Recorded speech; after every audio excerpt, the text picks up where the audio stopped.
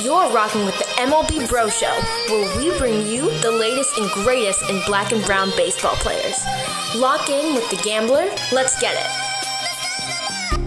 You are now entering the world of MLBbro Show podcast, the mixtape. Do not adjust your speakers. What you are hearing is real. It is the sound of black baseball. It's not always sunshine and roses. The bros flow from the holy grail, the mind of Moses. The various strategies we use but on opposers. Can't cherry pick when they running out of motor. The science of the pitch don't lie in velocity. The mind behind the physical. Building methodology. Dave Winfield, Dave Parker, Dave Roberts, Dave Justice. Dangerous D for simple destruction.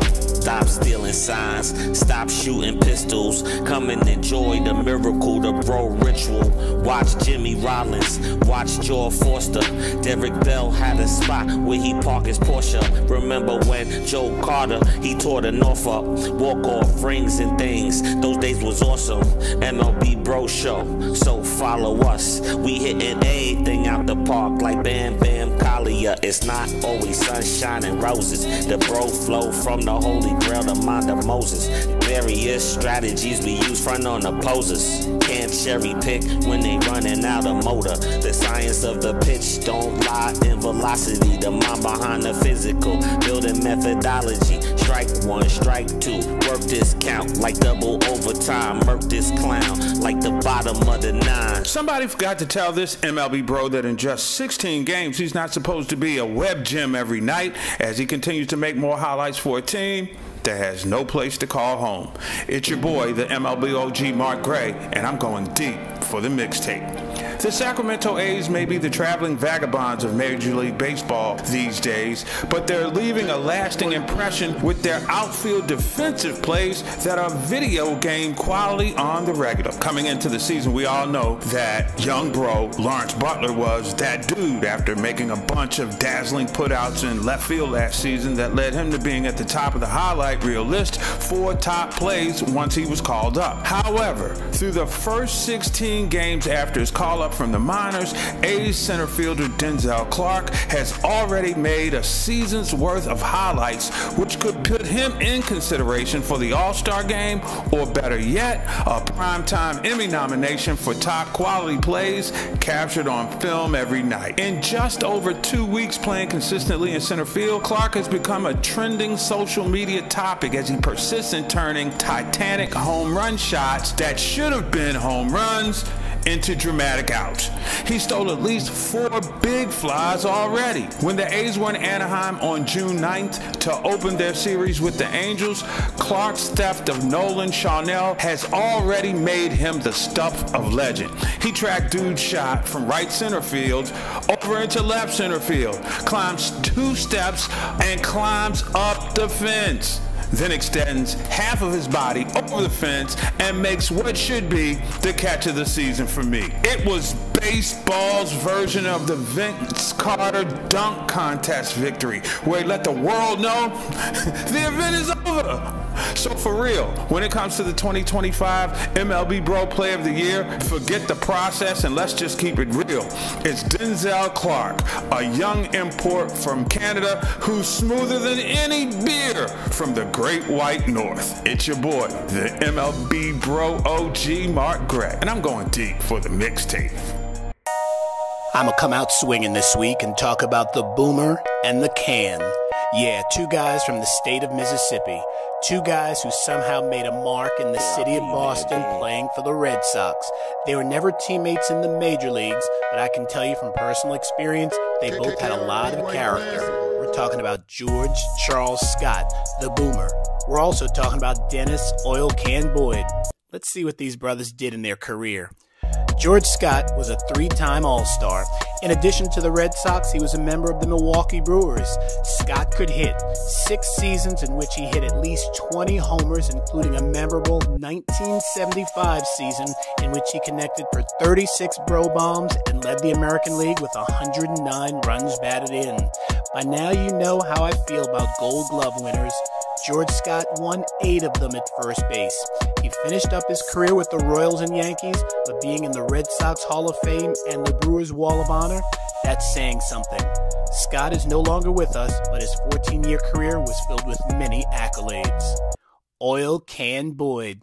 He was a fixture with the Red Sox in the 1980s, his peak years coming in 1985 and 1986. He started a combined 65 games those 2 seasons. That's some serious durability, and he picked up a win in Game 6 of the 1986 American League Championship Series. He was scheduled to start Game 7 of the 86 World Series against the Mets, but a rainout pushed everything back, and things changed after that. A couple of injuries slowed down his production, and he finished his career with Texas and Montreal. He got in 10 years in the major leagues with a winning record, and that's quite a feat. It wasn't the big leagues, but the independent leagues. 1997 in Massachusetts, the Mad Dogs. George Scott was the manager, Oil Can Boyd was the star pitcher, and yours truly was the radio guy. Riding the buses with those 2 guys was truly a trip. MLBbro show, hits never fading, banging, amazing, we blazing the cages, take it to the ballparks, back to the field. Aaron Judge had 62 bombs for real. No juicing, producing, or baseball collusion, snoozing, continue to bruise like blues music. MLBbro show, mixtape soul infusion. What's up, everybody? This is Young Crit, and this is my weekly countdown of the biggest plays made by MLB Bros over the past 7 days. This week, coming in at number 5, young bro Dylan Smith made his major league debut with the Detroit Tigers last week, throwing 2 innings, allowing a hit and a walk in the Tigers' 13-1 victory over the Chicago White Sox. As Rojas grounds it over the glove, here is Sweeney veering to the bag, and he, on 1 hop, turns 2. Clean inning for Dylan Smith. His family is elated. Up next to number 4, Arizona Diamondbacks outfielder Alek Thomas hit a massive home run last week as a part of his team's insane 6-run 9th inning that led to their 11-10 comeback victory over the Atlanta Braves. Alek Thomas gets this one up in the air, down the line and right, and Alek's got a home run way back in the chop house, and hold the phone. The Diamondbacks aren't done yet. It's a 3-run game. Sitting in the 3 spot, we've got Texas Rangers second baseman Marcus Semien, who went deep twice, hitting 2 bro bombs. And at number 2 this week, New York Yankees third baseman Jazz Chisholm made his return to the lineup and made an instant impact. Oh, we were ecstatic, man. It's just pure excitement, pure joy, and like just happiness and knowing your team has your back, you know, and they're just so happy for what you're doing out there. Finally, number 1 on Crit's countdown, Oakland A's outfielder Lawrence Butler has really been on a tear lately. That's it. Until next week, I'm Young Crit, and this has been Crit's Countdown on the MLBbro Show podcast mixtape. Now, back to the mix. What's good, y'all? It's KRP. Taking a look at that National League West division, it's a pretty tough division throughout. It'll be full of surprises as the season continues. Normally, in-division teams are a problem because they know you the best, they play you the most, and GMs build their team centered around winning the division. When it pertains to that National League West division, it's strong teams who are just beating up on each other. The Dodgers, the Padres, and the Giants are all 2 games away from each other, and the Diamondbacks, they're the 3rd best team in the Major League in home runs. The LA Dodgers are the number 1 team in that division, who is led by their 3-time World Series champ Mookie Betts. Last 7 games, 10 hits, 1 home run, 4 runs, 2 RBI with a .417 batting average. Going through a tough stretch during the season, just finished the series versus San Diego, then this weekend playing against the San Francisco Giants at home, then followed up with a 4-game series versus the Padres. A tough stretch. Then the Diamondbacks are playing against the Giants this weekend with first baseman Josh Naylor playing some of the best baseball in the league. Last 15 games, 19 hits, 7 runs, 14 RBI with a .339 batting average. Extremely stoked for this weekend as these division battles will keep you glued to your seats, as we'll be serving it up all season long right here on MLBbro's podcast, The Mixtape. I'm Devon Cook. Stay hungry. Speaking of home runs, there's a long drive. That ball is out of here. Home run. We got all pros, pro bros, put it up your nose bros, black baseball bros, colder than a snow cone, keep it in the strike zone, cheesing in the postseason, in the ghost breather, spitting backs like black Jesus, Barton C's, call Lee Smith, it's closing season, on your knees, backstop and cash these, slow breathers, like Jazz Chisholm, I'm a culture breeder, it's mad lit when the bros are featured, the black Bryce Harper, the white baller Salter, digging ditches, Murder on them stitches, 3 strikes, 3 wishes, heater on the dishes, block spinning hitmen with beaters on but gifted. What's up, everybody? This is Justin Petrilli with the Black Ace Report on the MLBbro Show podcast Mixtape. Here's where you get the latest on the melanated mountain marauders who are shoving with precision and popping out all across the big leagues. So let's check the report. Blackjack Flaherty has really been getting into his groove. The Tigers righty followed his terrific June 2nd outing with his best start of 2025 on June 8th against the Cubs, going 6 shutout innings, allowing 2 hits and striking out 9. Over his last 3 starts, he has allowed 1 run on 18 innings pitched.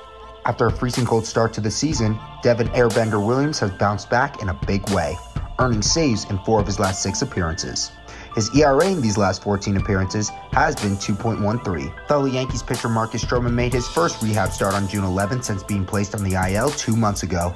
He went 3 1/3 innings, allowed 1 earned run, and struck out 4 batters. He said it felt really good to be back on the mound and not to worry about his lingering knee injury. It's bad news for Reds fans as Hunter Green has gone to seek a second medical opinion in Los Angeles due to the groin injury plus some lower back pain that was also caused by his last start. He could be on the IL for an extended period of time. That's the Black Ace Report for this week. This is JP the Rook. Now back to the mix. Man, Jazz Chisholm came to the Yankees that started banging the same keys that Reggie Jack bleeds. Aaron Judge was bumping, but the team was lacking something. Even with Soto, at times they were in slow-mo. A spark was needed. Cashman heated, he wasn't weeded. Get Jazz cause Miami had conceded. The team is defeated. Bring them out for the South to the Bronx. We're chasing cloud cones and multiple bro bombs and watch them balls fly out. It's nothing but a slow song with mad crescendo, dating back to the days when Snoop smoked the endo with some gin and juice. With a Warren G intro, Dave Parker, E.T., Marsh shot in the limo. Todd Bradley though he don't throw the Mookie, it's simple. So Jazz come to the city, leaning back like Griffey. Smile from here to Italy, yo, it's no pity. Bahamian blur, learn the game, Sammy from his Grammy. We only saw part of the guard out in Miami. G the sword in his visions, Jazz in them pinstripes. Ready to make incisions, ready to make October get right. To strike a midnight, if he stays healthy, he remains wealthy. Ryan, keep firing. You're really the best bet. Rational Hour back at you, 1-2 on the week, 13 and on the year. Let's get it. Our first matchup takes us to Queens, New York City Field, where we have the Tampa Bay Rays versus the New York Mets. Rays sitting down one of their top prospects, Chandler Simpson, in the confusing move. Not sure how they can say this kid can't help them win. He's a baller. Friday, reliever turned starter Clay Holmes on the mound for the Mets, having a good season at 7-3. Top of that Mets lineup starting to swing the bat well. Mets over the Rays on Friday. Our next matchup takes us to Philadelphia, Pennsylvania, Citizen Bank Park on Saturday, where we have the Toronto Blue Jays versus the Philadelphia Phillies. I'm taking Philly. These teams are evenly matched. Should be a game. In the end, Phillies roll. Our next matchup takes us to Atlanta, Georgia, Truist Park on Sunday, where we have the Colorado Rockies versus Atlanta Braves. Shout out to Bros. Michael Harris, second on the team in hits and RBIs. Braves starting to turn the corner on the season. On Sunday, Sell on the mound for the Braves. He's coming off a good performance on Monday against the Brewers. Braves roll past the Rockies on Sunday. Ryan, keep firing. You're really the best bet. Keep it rational. You're listening to MLBbro Show podcast, the Mixtape, every Friday. Lock in. MLBbro Denzel Clark has gotten off to one of the craziest starts to a career in MLB history. From being an under-the-radar prospect to an undeniable producer in center field, Clark has quickly become one of the most valuable players in his role, and he hasn't even shown us everything yet. Denzel Clark recently was called up to Sacramento to become the Athletics' everyday center fielder. Denzel Clark has notched an impressive 0.5 Fangraphs wins above replacement in just 17 games. This puts him on track for a 4.4 win season. But how can that be possible with his offensive struggles? When you take a look at his defense, it becomes clear that Clark is no ordinary rookie. He has posted 8 outs above average in only 134.2 innings, one of the most prolific defensive streaks of all time. He already ranks 3rd among all center fielders in outs above average, and he hasn't even played a third of the games. His success rate added in the field, which is catch probability over expected, is a whopping 10%, which is 5% higher than Pete Crow Armstrong, who currently leads the league in outs above average. This, paired with 7 defensive runs saved, shows that Clark is not the result of a statistical mistake, but rather a defensive miracle worker. Thanks for listening to MLB Bro Show Podcast, the Mixtape.